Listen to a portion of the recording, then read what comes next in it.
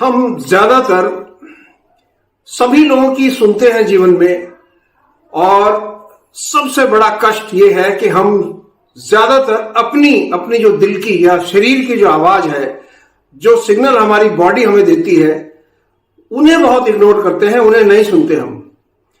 इस वीडियो में मैं आपको बताऊंगा, यदि आप बॉडी सिग्नल सही से सुन रहे हैं तो आपको पता रहेगा कि आपका जीवन कितना बचा हुआ है। आप 10 साल, 15 साल, 20 साल और जिएंगे या इससे ज्यादा जिएंगे। इस वीडियो में मैं आपको 8 ऐसे तरीके बताऊंगा जिससे कि आप ये चेक कर सकते हैं कि आपकी बॉडी कितनी फिट है और आपका कितना लंबा जीवन बचा हुआ है। ये कोई मिरेकल नहीं है, ये कोई जादू नहीं है, ये एक साइंटिफिकली टेस्टेड फैक्ट्स है जो मैं आपको बताने जा रहा हूं।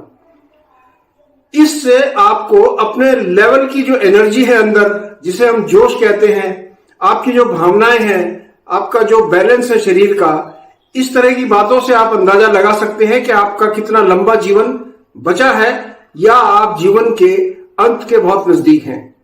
इस चीज को आप डिमोरलाइज होकर ना समझे। तो पहला टेस्ट है कि आप कितनी देर एक पैर पर अपने आप को बैलेंस कर सकते हैं या खड़ा हो सकते हैं।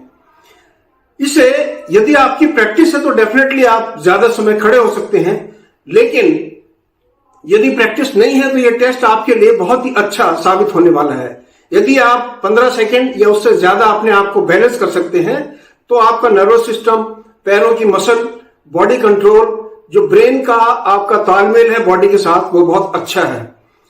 यदि हम कहें कि हम बहुत देर तक यदि ये प्रैक्टिस नहीं कर सकते तो मैं आपको सिंपल तरीका बताता हूं। आप जिस तरह से मैं फोटो के अंदर खड़ा हूं एक टांग के ऊपर, इसकी प्रैक्टिस आप कर सकते हैं। शुरू में एक टांग पर खड़े होने की कोशिश ना करें, जैसे मैंने बतला रहा हूं कि चेयर के ऊपर हाथ रख लें और चेयर पर हाथ रखने के बाद एक टांग पर खड़े हों।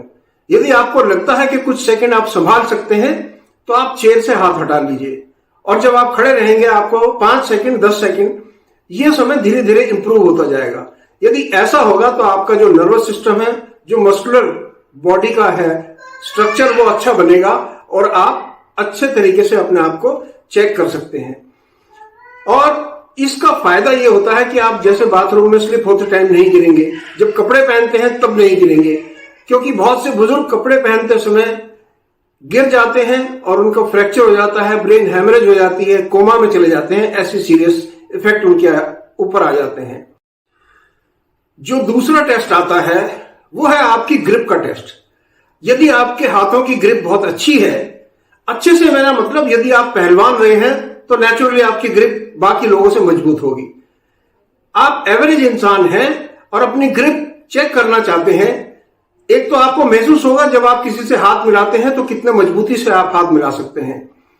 और दूसरा होता है कि यदि आप कुछ वेट, सपोज मैं ये कहूं कि 5 किलो वेट आप 200 से 500 मीटर तक आराम से ले जा सकते हैं, दोनों हाथों में 500 मीटर तक इस वेट को लेकर के जा सकते हैं, तो आपकी हैंड ग्रिप ठीक ठाक है। यदि नहीं ले जा सकते, आपको थकान महसूस होती है, रास्ते में लगता है कि मैं ये वेट छोड़ दूं, तो इसकी प्रैक्टिस आपको कर लेनी चाहिए। इसके अलावा जो ग्रिप मजबूत करने के बहुत से तरीके हैं, जैसे कि आप टेनिस बॉल होती है उसे ग्रिपिंग आप प्रैक्टिस कर सकते हैं।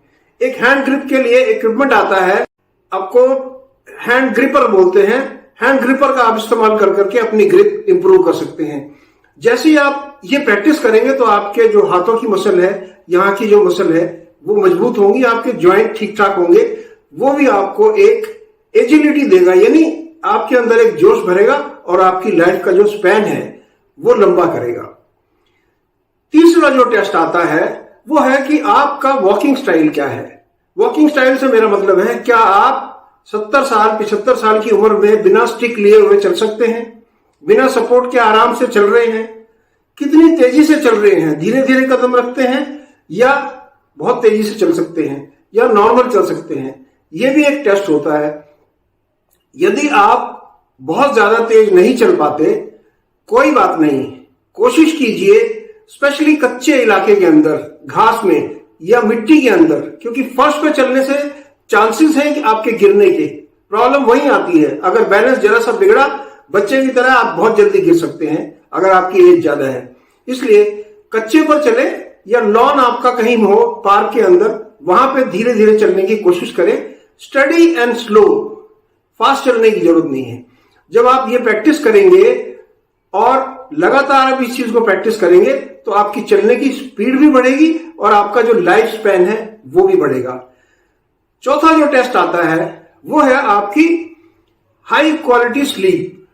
और हाई क्वालिटी स्लीप जो होती है 8 से 10 घंटे यदि अच्छे से आप सो सकते हैं, ये एक हाई क्वालिटी स्लीप इंप्रूव करने का मैं आपको तरीका बता देता हूं। सबसे पहले तो आपकी सोने से पहले डीप ब्रीदिंग, लंबे सांस करीबन 2 से 5 मिनट तक जरूर लेते रहें। दूसरा, रात का खाना मिनिमम कम से कम खाएं। और यदि आपने 4 या 5 बजे शाम को खाना खा लिया है तो उससे बेस्ट कुछ नहीं हो सकता। सोने से पहले आप थोड़ा दूध ले सकते हैं। नेक्स्ट आता है कि सोने से पहले मेडिटेशन, यानी आंखें बंद करके अपने बारे में सोचते रहना। और डिनर जैसे मैंने बताया है बहुत ही लाइट, और पानी 2-4 घूंट पी करके सोएं, जिससे कि आपका जो ब्लड की थिकनेस है वो नहीं बढ़ेगी और आप कंफर्टेबली सो पाएंगे। ये टेस्ट करने के बाद आपको महसूस होगा कि जब आप इन चीजों को फॉलो करते हैं तो आपकी जो नींद है वो लंबी होती जाएगी। यदि नींद में कोई प्रॉब्लम है, एक और छोटा सा काम और कर सकते हैं कि गुनगुने पानी में नमक डाल करके और कोई भी सिरका डाल करके आप थोड़ी देर उसमें बैठें। सोने से पहले हल्की जो तलवों की है वो मालिश कर लें और मालिश करने के बाद फिर आप सोने जा सकते हैं। आपको कंफर्टेबल नींद आएगी और आप अगले दिन पूरी नींद करने के बाद अच्छे से फ्रेश उठेंगे, आपको अच्छा महसूस होगा। सोने से ही एक और चीज मैं आपको बतानी भूल गया हूं, आपकी जो कपड़े हैं बहुत टाइट कपड़े पहन करके ना सोएं। जब आप लूज कपड़े पहन करके सोएंगे तो आपका जो बॉडी मूवमेंट है वो कंफर्टेबल रहता है। और कमरे के अंदर थोड़ी रोशनी जरूर रखें, आपका जो कमरे का माहौल है वो डिस्टर्ब नहीं होना चाहिए।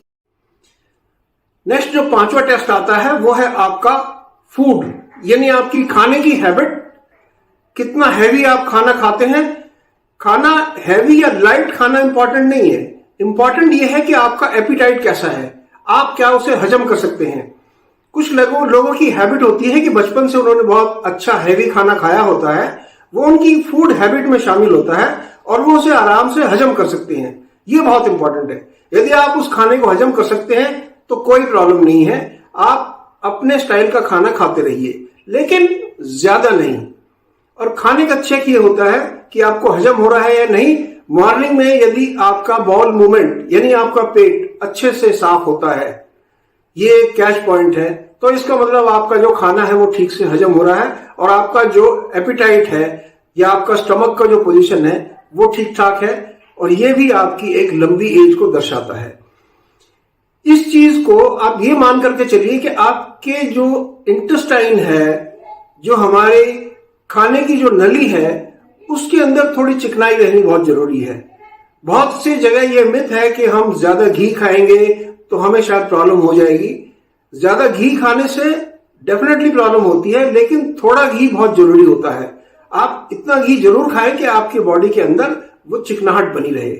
मैं बल्कि ये कहूंगा, कुछ लोग शायद इससे एग्री ना करें, जिन्हें पसंद है ओल्ड एज में हफ्ते में 1 दिन देसी घी का थोड़ा हलवा जरूर खा लें, आधे कटोरी या इससे थोड़ा कम, जितना आप डाइजेस्ट अच्छे से कर सकते हैं। और उसके बाद कुछ हैवी ना खाएं, तो आपके जो बॉडी का इंटेस्टाइन का जो है, जिसे कहते हैं लुब्रिकेशन जैसा आपको फील होगा। तो ये एक अच्छी पहचान है आपकी लंबी लाइफ होगी या नहीं होगी। नेक्स्ट आती है कि आपका जो स्ट्रेस कंट्रोल है, जो आपके बॉडी के अंदर चिड़चिड़ापन है, आप उसे कितना कंट्रोल कर पाते हैं। छोटी छोटी बातों पर अगर ओल्ड एज में गुस्सा आने लगता है तो उसे कंट्रोल करना सीखिए। मेडिटेशन कीजिए, डीप ब्रीदिंग कीजिए, उससे आप इन चीजों को कंट्रोल कर सकते हैं।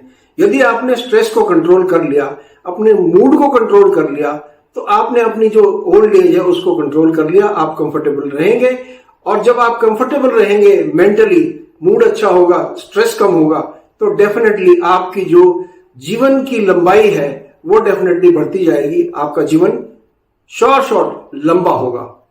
छठा जो टेस्ट आता है वो है आपका जो सोशल कनेक्ट है, समाज के अंदर आप कितने अच्छी तरह से कनेक्ट है। ये एक बहुत ही इंपॉर्टेंट टेस्ट है।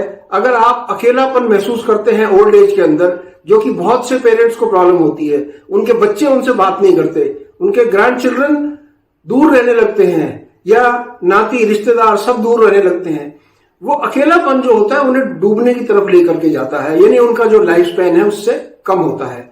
यदि यही चीज पॉजिटिव हो जाए, आपके बचपन के दोस्त उनसे केवल बात भी होती रहे, डेली ना मिल पाए, आपके ग्रैंड चिल्ड्रन आपके साथ खेलते हो, आपका जो परिवार है आपके साथ कभी कभी बैठता हो, 1-2 घंटे भी आपको यदि दिन में समय मिलता है उनके साथ, तो ये आपको एक जीवन का बूस्ट देगा, जीवन में आपकी लाइफ ऐड करेगा। 7वां जो पॉइंट आता है वो है आपको आपकी जो ब्रेथ है, जो सांस लेने की आपकी शक्ति है, उसे कितना लंबा आप रोक सकते हैं। यदि आप कम से कम 15 से या उससे ज्यादा सेकंड अपना सांस रोक सकते हैं, यदि आप 1 मिनट तक सांस रोक सकते हैं तो वो एक्सीलेंट है। यानी आपका हार्ट, सांस रोकने का टेस्ट मैं आपको इसलिए बता रहा हूं, जब आप लंग्स में ऑक्सीजन भरते हैं, वही ऑक्सीजन आपके ब्लड में मिक्स होती है और उसी से आपका ब्लड प्योरिफिकेशन और ब्लड का मूवमेंट बनता है। जब आपका ब्लड का मूवमेंट अच्छा रहेगा, डेफिनेटली आपकी हार्ट की कंडीशन अच्छी रहेगी, और हार्ट और लंग्स अगर अच्छे से काम कर रहे हैं तो डेफिनेटली आपका जो बॉडी स्पैन है, जो लाइफ का स्पैन है, वो अपने आप बढ़ेगा। तो इसकी प्रैक्टिस के लिए भी आप धीरे धीरे उसे बढ़ाएं। यदि आपको लगता है कि आप केवल 10 सेकंड सांस रोक सकते हैं, आप कोशिश कीजिए 3 दिन 10 सेकंड रोकिए, चौथे दिन थोड़ा 12 सेकंड 14 सेकंड कोशिश कीजिए। यदि आप 30 सेकंड तक पहुंच जाते हैं तो ये बहुत बड़ा अचीवमेंट होता है। इसमें एक ही चीज मैं आपको बताऊंगा, जब आप सांस रोकते हैं, यदि आपको लगे कि घुटन सी महसूस हो रही है तो डेफिनेटली एकदम से आप सांस छोड़ दीजिए। उसे बहुत लंबा रोकने की कोशिश ना करें कि मैं आज ही सब कुछ इंप्रूव करूंगा। एक दिन में कुछ इंप्रूव नहीं होगा, लेकिन डेफिनेटली आप 15 दिन 20 दिन महीना भर की प्रैक्टिस के बाद जो सांस रोकने की आपकी क्षमता है वो बढ़ती जाएगी। यदि आप लंबा सांस लेकर के अपने आप को चेस्ट को लॉक करके कुछ समय रुकते हैं और 15 सेकंड से 1 मिनट के अंदर रुकते हैं, तो बहुत अच्छी आपकी अचीवमेंट है। और जो 8वां टेस्ट है वो आपका नर्वस सिस्टम, आपका ब्रेन, आपका जो बॉडी बैलेंस है उसको चेक करने के लिए होता है। वो है आप अपनी याददाश्त को चेक करें। याददाश्त चेक करने के सिंपल तरीके हैं। या तो आप ये याद रखें कि आपने आज लंच में क्या खाया था। यदि आप सारी चीजें वापस आपको याद आती हैं, या कल ब्रेकफास्ट में क्या खाया था, यदि ये चीजें आपको याद आ जाती हैं, या परसों जब मैं उस आदमी से मिला था उसने कौन से रंग की टी शर्ट पहनी हुई थी, कौन से रंग के कपड़े पहने हुए थे, इस तरह से जब आप प्रैक्टिस करेंगे तो जो आपका जो ब्रेन फंक्शनिंग है वो अलर्ट होता जाता है। और यदि आपकी याददाश्त अच्छी है, क्योंकि ओल्ड एज में बहुत लोगों को प्रॉब्लम होती है कि मेरी याददाश्त कमजोर हो रही है, यदि आपकी याददाश्त अच्छी है तो डेफिनेटली आपका ब्रेन कंट्रोल अच्छा है। और ब्रेन कंट्रोल, इसमें बताने की जरूरत नहीं है कि वो बॉडी कंट्रोल है। आपका नर्वस सिस्टम बढ़िया है, नर्वस सिस्टम बढ़िया रहेगा तो आपका बॉडी में ब्लड सर्कुलेशन अच्छा रहेगा, और ब्लड सर्कुलेशन के साथ साथ आपका जीवन डेफिनेटली लंबा रहेगा। इसमें कोई जानने वाली बात नहीं है। इस वीडियो में मैं आपसे यही बात करना चाहता था कि यदि आप अपने आप को चेक करना चाहते हैं कि आप कितना लंबा जिएंगे, ये कोई भविष्यवाणी नहीं है, ये प्रैक्टिकल चेक्स हैं। और यदि इन चेक्स में आप अपने आप को कंफर्टेबल पैरामीटर पर पाते हैं तो डेफिनेटली आपकी लाइफ लंबी होने वाली है। और यदि आपके पैरामीटर छोटे हैं तो घबराने की कोई बात नहीं है, उन्हें आप इंप्रूव कर सकते हैं। बहुत ज्यादा एकदम स्ट्रेस लेने की जरूरत नहीं है। इंप्रूवमेंट भी धीरे धीरे होना चाहिए। जितना धीरे धीरे आप इंप्रूव करेंगे उतना आप कंफर्टेबल रहेंगे। उम्मीद है कि आपको इन टेस्टों में इंटरेस्ट आएगा। यदि आप में से किसी ने ये टेस्ट फॉलो किए हैं या आप कौन से टेस्ट इनमें अच्छा कर रहे हैं, मुझे डेफिनेटली कमेंट बॉक्स में बताएं। यदि मेरे चैनल पर नए हैं तो चैनल को सब्सक्राइब, वीडियो को लाइक, शेयर और बेल आइकॉन दबाना ना भूलें ताकि अगली वीडियो आपको समय पर मिल सके। मेरे चैनल पर आने के लिए मैं आपका धन्यवाद करता हूं और आपकी अच्छी सेहत के लिए प्रार्थना करता हूं। Take care.